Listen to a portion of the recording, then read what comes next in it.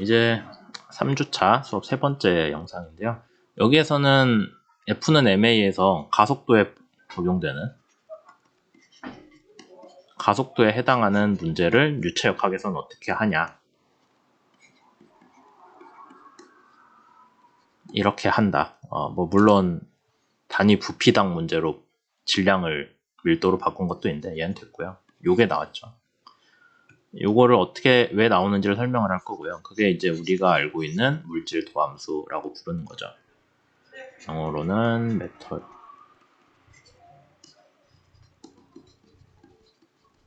이렇게 됩니다. 계속 하는 얘기지만 이거는 검사 최적에 대한 오일러리안 관점 접근을 하다 보니 나오는 개념이에요. 그래서 이동 좌표계라고 되어 있는데 이게 무슨 뜻이냐면은 이제 오일러리안 관점이라는 거죠. 그래서 유체가 움직이는데 유체를 쫓아가지 않고 유체 관점에서 보면 좌표계가 자기를 안 쫓아오니까 좌표계가 이동을 했네라고 보는 게 타당하겠죠. 그래서 이동 좌표계 얘기고요. 우선 유체 덩어리 자체는 F는 MA 따르는 거 항상 맞습니다. 그거는 뭐 유체든 고체든 상관없어요. 무조건 적용이 돼야 되는데 우리가 유체역학하는 사람들 하나 문제가 뭐냐면은 고정된 지점에서 계측된 속도를 써요. 그러니까 저 유체 덩어리를 쫓아가면서 제 속도가 얼마냐 하는 건 괜찮은데 그건 F는 MA 문제인데 유체는 지나가고 우리는 고정된 위치 속도만 재거든요. 잴 수 있거든요. 대개는. 그러니까 요거를 했을 때 우리가 그러면 속도에 따른 시간에 따른 속도 변화량이 가속도인가요? 그게 아닐 거라는 거예요. 뭐 대표적인 예로 정상 상태 유동이라고 하면은 여러분들이 유체를 쫓아가면 계속도 변하거든요. 근데 가만히 한 위치만 보고 있으면 속도가 안 변해요. 그래서 가속도가 없네? 라고 할 수 있는데 실제로는 그거 아니죠. 그러니까 뭐 예를 들어서 이렇게 좁아졌다 넓어졌다 하는 영역을 보세요. 그럼 여러분이 여기 속도 보고 있으면 얘 속도 안 변하거든요. 여기 오일러리안 관점에서 계측한 속도는 안 변합니다. 근데 따라서 얘는 0이겠죠. 근데 실제로 여기 지나가는 유체 자꾸 물어보세요. 너 속도 어떻게 됐냐면 나 느렸다가 빨라졌다가 느려졌어 할 거예요. 명백히 속도는 변하죠. 유체 입장에서는. 근데 관측자 입장에서는 안 변해요. 관측자가 고정돼 있기 때문에. 그 문제고 그걸 설명하기 위해서 네비어-스톡스에 나오는 스톡스가 물질 도함수를 들고 왔습니다. 이제 물질 도함수라는 개념이 그래서 뭐 여러 가지 뭐 그린 정리를 이용하고 뭐 더 하고 하는 식으로 복잡하게 갈 수도 있는데 그러지 말고 그냥 편하게 쉽게 얘기를 하자면은 우리가 생각하는 어떤 유체 덩어리가 가지고 있는 어떤 스칼라 값이 있다고 쳐요. 우리는 난류에서는 온도 얘기 안 하는데 온도라고 합시다. 온도라는 물리량은 그 유체의 위치랑 시간에 따른 함수로 정해집니다. 그러니까 시간이 변하면은 또 변할 수도 있죠. 온도가. 그렇게 됐을 때 그럼 시간에 따른 변화는 누구누구의 영향인가요? 요 네 가지가 영향을 주기 때문에 거기에 대한 편미분을 각각 해줘야 됩니다. 우리가 체인룰이라고 하죠. 체인룰 적용해가지고 계산을 해보시면은 여러분들이 요거 다 해놓고서는요. 그 다음에 이제 나중에 다시 전체를 델타 t로 나눠주시면은 뭐 이쪽은 뭐가 되는지 모르겠는데 이제 여기는 각각 이런 항이 나옵니다. 여기까지는 아마 하실 줄 알 거예요. 그렇게 돼서 전개를 한 거를 다시 정리를 해주시면 이런 항이 나오고요. 어디서 많이 봤죠, 이게? 우리가 알고 있는 물질 도함수가 이렇게 정의가 됩니다. 그러니까 단순히 시간에 따라 변하는 문제가 아니라 위치에 따라서도 여러분들이 계측기를 들고 위치를 바꿔가면 거기에 따라서 온도가 변할 거잖아요. 거기에 대한 항도 포함을 해주면 물질 도함수인데 이게 스칼라에 대해서만 적용되냐? 아니 뭐 우리 벡터에도 똑같이 쓸 수 있습니다. 왜냐하면 각 방향 성분별로 스칼라들을 정의를 해가지고 그거를 방향별로 합쳐주면 벡터잖아요. 그래서 벡터라고 하니까 뭐 AXI 더하기 AY J 더하기 AZ K라고 해가지고 각각 X, Y, Z 방향 성분들을 따로따로 스칼라로 봐도 되잖아요. 그러니까 이 문제는 벡터에 대해서도 적용된다라고 보실 수 있어요. 그렇게 하면은 우리가 알고 있는 속도의 물질 도함수가 나오고 그렇게 했을 때 대류항이라고 하는 애가 이차항이기 때문에 비선형이다 하는 얘기를 지금 우리 수업에서 세 번째 하고 있죠. 그럼 그 비선형항은 어떤 특징을 갖고 있냐? 그러면은 아까 앞에서 설명한 것 같이 정상 상태에서도 유동이 실제로 여러분들이 정지된 자리에서 계측을 하고 있기 때문에 가속도가 안 변하는데 라고 잘못 생각할 수 있는데 그 정상 상태이죠. 근데 정상 상태에서도 유체 하나 잡고 물어보면 난 가면서 속도가 변했는데 합니다. 그 차이를 설명해 주는 게 대류항이에요. 그래서 뭐 여기 부분은 사실 그렇게 뭐 크게 대단한 건 아니지만은 그냥 한 가지 동력학에서 배웠을 법한 내용 갖고 얘기한다면은 분명히 얘는 가속도를 받아가지고 뭔가 유동의 속도도 변하고 크기도 속력도 변하고 그 다음에 유동의 방향도 변할 거예요. 크기랑 방향 둘 다 변하는데 그걸 동력학에서 어떻게 해석을 하냐? 유선이라고 하는 게 이제 이동 궤적이잖아요. 궤적을 따라 가지고 궤적의 탄젠셜한 성분 동력학에서 배웁니다. 그 다음에 궤적의 수직인 방향 성분은 뭔가 구심력으로 표현을 하죠. 탄젠셜, 노말. 그래서 노말한 성분은 뭐를 바꿔요? 방향을 바꾸고 동력학에서 배웁니다. 탄젠셜한 성분은 속도의 운동의 크기를 바꿔주죠. 그래서 요거 두 가지로 쪼개가지고 각각 접근을 할 수 있다라는 게 여기서 하는 얘기고요. 그러니까 유체 덩어리에 대해서 얘가 어떻게 변하냐 하는 얘기를 하고 있고. 그럼 뭐 그냥 쭉 쓰면 되겠죠. 그 다음에 여기서 V는 속력이거든요. 방향 없이 크기만 해요. 그러니까 속력은 유선을 따라가는 상황에서 발생을 하고 있으니까 dt분의 ds를 하면은 그게 우리가 속력이 되는 거죠. 궤적을 따라가는 시간으로 나눠주면. 그러니까 이거는 오일러리안 관점 얘기가 아니라 그 궤적 자체를 보니까 이제 멀리서 전체적으로 보고 있다고 보시면 돼요. 뭐 오일러리안이라고 해도 될 것 같습니다. 그래서 어떤 S라는 궤적이 있고 거기 위에서 시간에 따라서 얘가 여기서 여기 갔는데요 라고 하면은 V 나오는 거죠. 시간에 따라서 궤적이 얼마나 변했냐를 보면 되니까. 그 다음에 얘가 그럼 속도의 방향은 어떻게 변했나요? 원래 이쪽 가고 있는 애인데 일로 바뀌었어요 라고 하면 그 방향이 바뀐 정도는 뭐예요? 노말한 성분의 구심력으로 표현이 되는 거죠. 구심력이 작용했다면 유동의 방향이 바뀌었을 거다 라고 표현을 합니다. 동력학에서 탄젠셜 노말 성분 아마 배우셨을 텐데 거기서 주로 다룬 내용이 뭐예요? 어떤 운동이든 간에 조금 잘라놓고 보면 걔를 원호를 그리는 운동으로 우리가 근사할 수 있고 그렇게 했을 때 원호를 그렸으니까 구심력이 아니면 구심 가속도가 작용을 했을 거다라는 게 이 문제에서 항상 다루는 얘기잖아요. 또 자가 생겼네. 네, 그렇게 해서 지금 그 설명하고 있습니다.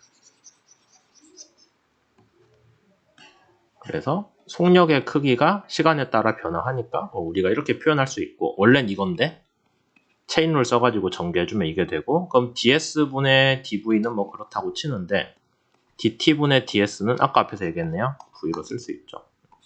그렇게 해서 여기 식이 나왔다라는 얘기예요.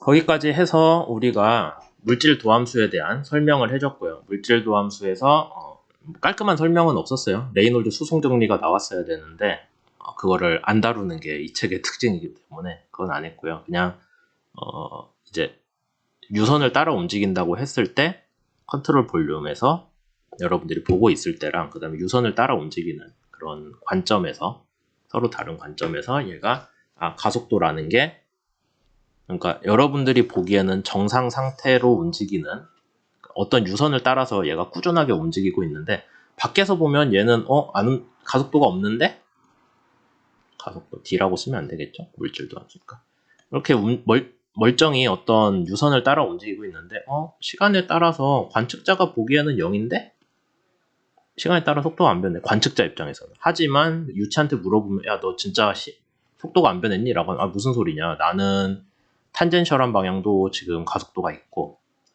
탄젠셜 그렇죠. 유선의 평행한 방향이니까 탄젠셜한 방향도 나 가속도 받았고 노멀한 방향도 받았다. 근데 그게 뭐였냐? 아까 앞에서 얘기했던 동력학적 관점에서 본 거랑 같다라는 거죠. 그렇게 해서 네비어스톡스식을 다 표현을 해줬고요. 그거는 결국에는 여러분들이 어떤 F는 MA 식입니다. 근데 거기에 대해서 적분을 해주면은 이제 전체 덩어리에 대한 문제가 되겠죠. 그래서 거기에 대한 얘기고요. 사실 이 부분은 그냥 보시면은 될 것 같습니다. 어차피 이미 앞에서 했던 얘기들이에요. 그렇게 돼 있고 이제 마지막으로 짧게 얘기하자면 그럼 네비어스톡스식만 갖고 끝낼 거냐? 난류잖아요. 뭔가 와동이 많이 있기 때문에 와도에 대해서 표현을 하려고 합니다. 근데 이제 여기서 우선 가군동량 얘기를 했고요. 그럼 가군동량은 어떻게 표현이 되냐? 원래 동력학에서 얘기하면은 어떤 특정한 점이 있을 때 원점이든 먼점이든 상관없어요. 원점이라고 합시다. 그 대신에 여기까지의 위치 벡터가 있고 여기에서 얘가 MV라는 뭔가 운동량을 선형 운동량을 하고 여기가 위치 벡터죠. 위치 벡터를 갖고 있을 때 가군동량 H 바 쓰고 0 여기 원점 기준으로 썼을 때요. 뭐 필요하다면 원점 말고 딴 점 쓰셔도 됩니다. 그러면은 이렇게 써왔죠 우리가. 근데 이제 그런 가군동량에 대해서 뭐를 할 거냐? 비합축성 유동이니까 우리가 질량 혹은 뭐 밀도는 없어도 되잖아요. 어차피 다 똑같은데. 얘 뺐어요. 그 다음에 이제 책에서는 X라고 써놨는데 뭐 X나 R이나 똑같은 걸로 치시면 됩니다. 어떤 특정한 지점에서의 위치 벡터요. 위치, 속도 두 개를 외적을 쳐주면 그게 가군동량이고 거기에 대해서도 보존식이 당연히 들어가야죠. 운동량 보존식입니다. 가군동량일 뿐이지.